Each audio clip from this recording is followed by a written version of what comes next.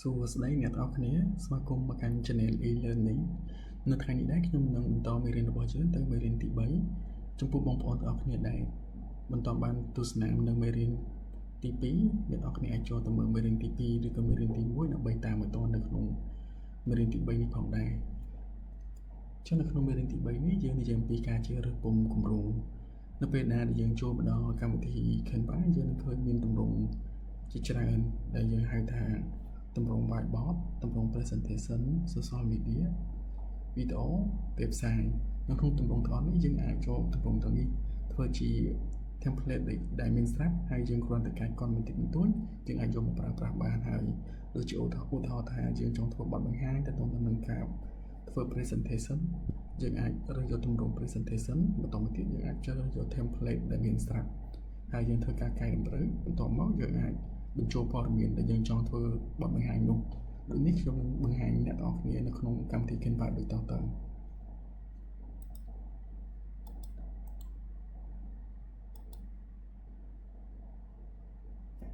យើងចូលទៅកាន់ Canva ដោយយើងវាយពាក្យថា canva.com ហើយយើងធ្វើការ enter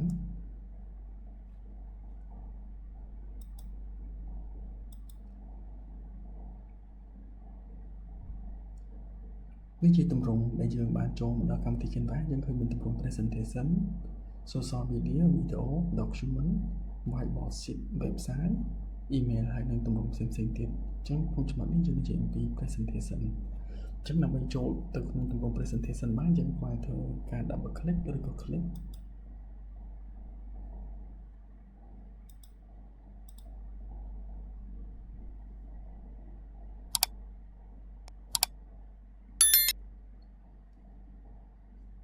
បាទអ្នកទាំងអស់គ្នានេះជាទម្រង់ presentation យើងអាចជ្រើសរើស template ដែលមានស្រាប់ឬក៏យើងបង្កើតដោយខ្លួនឯងក្នុងចំណុចនេះខ្ញុំនឹងបង្កើត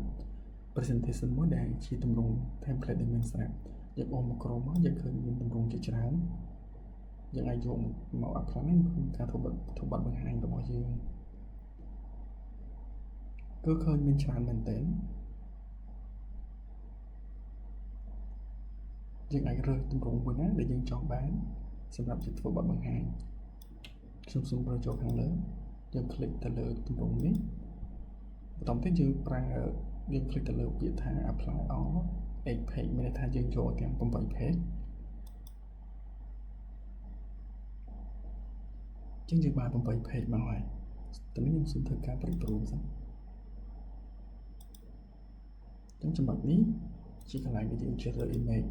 ខ្ញុំនឹងបង្ហាញអ្នកនរគ្នាអំពី website 3ដែលយើងយកមកប្រើប្រាស់ជាញឹកញាប់ក្នុងការប្រើនៅក្នុងការ design ទីមួយយើងប្រើ website មួយដែលយើងមានឈ្មោះថា Pinterest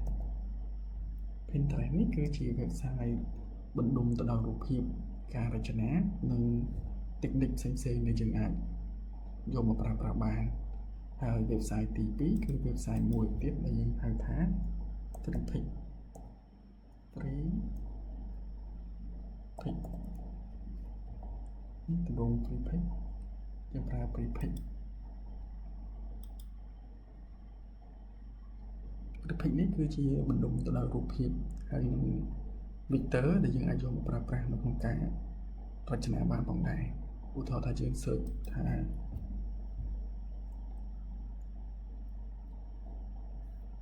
Canva ឧទាហរណ៍យើងស្រេចនឹងពាក្យថា Canva យើងទៅការ enter ពេលនោះយើងនឹងឃើញមានទម្រង់រូបជាច្រើនដែលយើងអាចយកមកប្រើប្រាស់បានហើយ website ទី3នោះគឺយើងប្រើ behind.net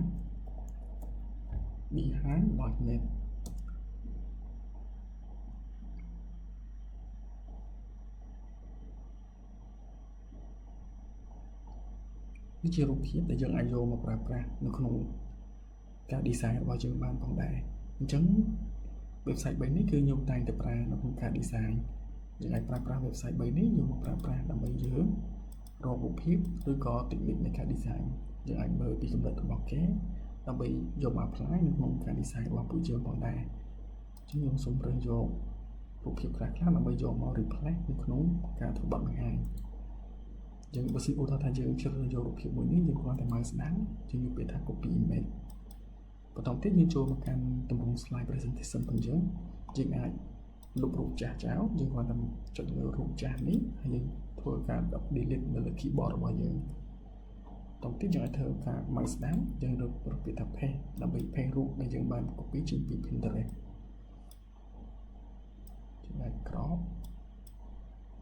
អូខេយើងអាចបង្វិលទីនេះធំតូចតាមទម្រង់តាមចិត្តរបស់យើងបានចំណុចយើងអាច click ពីបានអូខេខ្ញុំគិតថាខ្ញុំយកប៉ុណ្ណឹងហើយត្រង់ចំណុចខាងលើនេះយើងអាចលុបវាចោលយើងចំនួនរូបផ្សេងទៀតឧទាហរណ៍ថាខ្ញុំឆ្លាញ់រូបមួយនេះចុះយើងអាចបានស្ដាប់ហើយយកពាក្យថា copy image យើងចូលមកទម្រង់ presentation របស់យើងមកស្ដាប់យើងយកពាក្យថា paste ពេលនេះយើងបានរូបភាពចូលហើយយើងអាចបង្វិល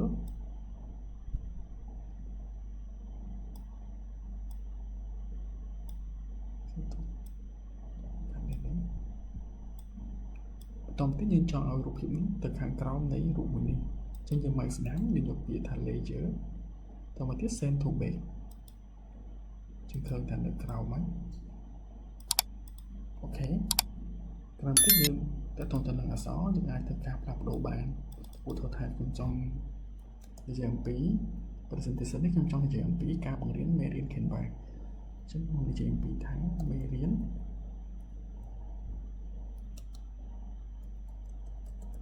Canva ចំពោះអក្សរធ្លាក់យើងអាចទាញឲ្យឡើងបានហើយចំពោះអក្សរទាំងនេះយើងអាចធ្វើការផ្លាស់ប្ដូរ font បានឧទាហរណ៍ខ្ញុំចង់ផ្លាស់ប្ដូរអក្សរ font មេរៀននេះទៅអក្សរផ្សេងយើងគ្រាន់តែ select លើពាក្យថាមេរៀនតនេះយើង click ទៅលើ font តទៅយើងអាចជ្រើសរើស font ដែលយើងស្រឡាញ់ឧទាហរណ៍ខ្ញុំរើសយកអាក្បាលធំណាយើងឃើញផ្លាស់ប្ដូរ font ហើយ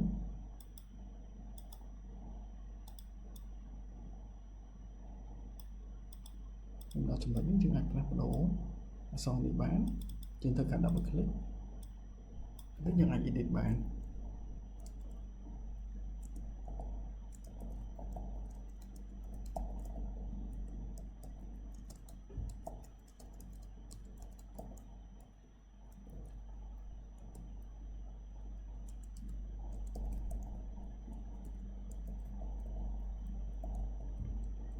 ចឹងដើម្បីឲ្យអក្សរនេះនៅកណ្ដាលយើង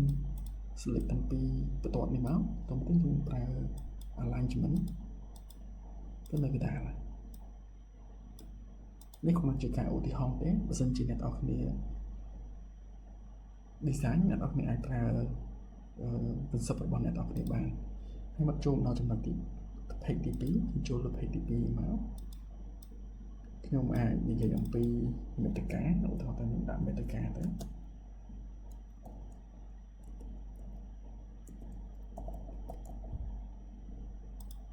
មេត្តាខ្ញុំដាក់នៅកណ្ដាលតទៅទៀតខ្ញុំចង់សរសេរអក្សរបន្ថែមយើងប្រើតិចយើង add តិចចូលមកបាទខ្ញុំដាក់ថាមេរៀនទី1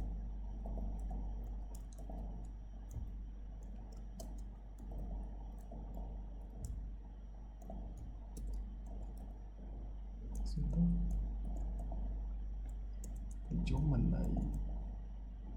ខ្ញុំ enter មកដាក់ថាមេរៀនទី2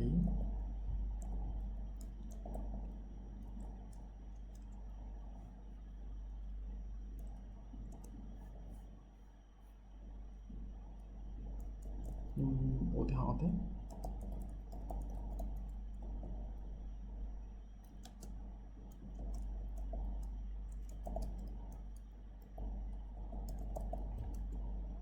បើសិនជាអ្នកនរគ្នាចង់ដុំរំអក្សរនេះឲ្យនៅខាងឆ្វេងយើងគ្រាន់តែ select លើចំណុចនោះមកចាំប្រើ alignment យើងទៅការប្រែប្រួលបាន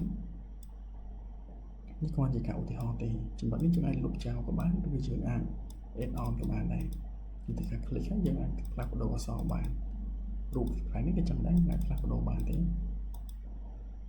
ហើយសម្រាប់រូបទាំងអស់នេះគឺយើងអាចផ្លាស់ប្ដូរបានដែរដូចខ្ញុំបានធ្វើនៅក្នុង page ទី1អញ្ចឹងកន្លែងនេះយើងអាចផ្លាស់ប្ដូរយើងអាចផ្លាស់ប្ដូររូបដែលយើងចូលទៅក្នុង Pinterest យើង download រូបដែលយើងចង់ដាក់មកឬយើងអាច search ចំថាខ្ញុំចង់បានរូប Canva យើង search លើពីថា Canva យើងធ្វើការ enter មកពេលនោះយើងនឹងឃើញមានទម្រង់ដែលគេបាន design ហើយទៅនឹង Canva ចូលមកស្ដាប់ហើយយកពាក្យថា copy image ចូលមកដល់ slide បទបង្ហាញរបស់យើងវិញចូលមកចំណុចទី3យើងអាចផ្លាស់ប្ដូរចំណុចទី4គឺយើងអាចផ្លាស់ប្ដូរបានដែរចឹងផេះមក Ctrl V ដើម្បីយើងទាញបញ្ចូលវាជាទម្រង់ដែលយើងទាញចូលហើយកន្លែងអក្សរទាំងនេះយើងអាច edit យើងអាចដាក់កំណត់ផងយើងចូលដើម្បីធ្វើបទបង្ហាញហើយដើម្បីអាចធ្វើបទបង្ហាញនេះបានយើងអាចប្រើលក្ខណៈជា animate ឧទាហរណ៍ថាឥឡូវ page ទី1នេះខ្ញុំចង់ប្រើ animate ខ្ញុំចុចលើ page ទី1យើង click មកមើលពាក្យថា animate នេះជាទម្រង់ animate យើងចង់ឲ្យជាទម្រង់យ៉ាងម៉េចយើងអាចស្រេតាមហ្នឹងទៅ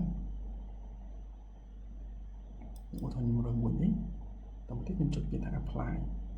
ខ្ញុំថាយើង apply all page បើសិនយើង apply ធម្មតា page នេះទេយើងមកចុចលើទម្រង់បែបនេះតទៅទៀតយើងចូលមកទម្រង់ page ទី2 page ទី2ខ្ញុំចង់ប្រើទម្រង់បែបនេះហើយ page ទី3ខ្ញុំប្រើទម្រង់បែបនេះឧទាហរណ៍ខ្ញុំប្រើខ្ញុំឧទាហរណ៍ទៅ3 page ចុះតើខ្ញុំបិទហើយសម្រាប់អ្នកនរគ្នាដែលចង់ធ្វើបទបង្ហាញយើងគ្រាន់តែចុចលើពាក្យថា share ហើយយើងយកពាក្យថា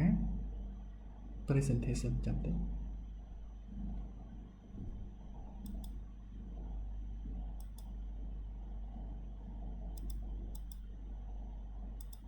សូមចាំតិចនេះយើងចេញហើយ presentation តាមទៀតយើងចុចលើពាក្យថា presentation អត់សំទោស present នេះយើងអាចធ្វើការធ្វើបទបង្ហាញទៅលើមេរៀនឬក៏ប្រធានបទដែលយើងចង់ធ្វើការបង្ហាញហើយយើងអាច next ឬក៏យើងចុច tab arrow key